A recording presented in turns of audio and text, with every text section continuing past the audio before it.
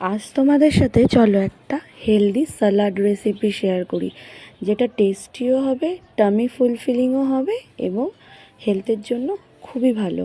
প্রথমে আমি দই নিয়ে নিলাম, তার মধ্যে কিছু সিড মিক্স দিলাম, যেখানে রয়েছে পামকিন সিড, সানফ্লাওয়ার সিড, আর দিলাম গাজর কুচি, শশা কুচি, টেস্টের জন্য কিছু কিশমিশ অ্যাড করলাম, আর গোলমরিচের গুঁড়ো, আর টেস্ট অনুযায়ী লবণ দিয়ে নিলাম। চিনিটা আমি এখানে স্কিপ করেছি।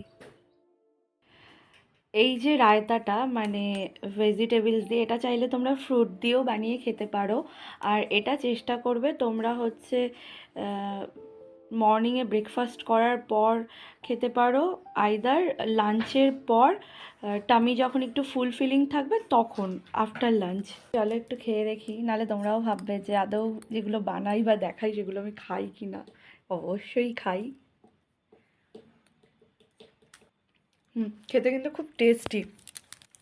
টেস্টের জন্য তোমরা চাইলে সাদা লবণের পরিবর্তে পিঙ্ক সল্টও ইউজ করতে পারো। আর চিনিটাকে মানে যতটা পারবে স্কিপ করবে। মিষ্টি যদি একান্তই দরকার হয়, তোমরা 3 থেকে 4টে, এর বেশি না, 3 থেকে 4টে খেজুর ইউজ করতে পারো।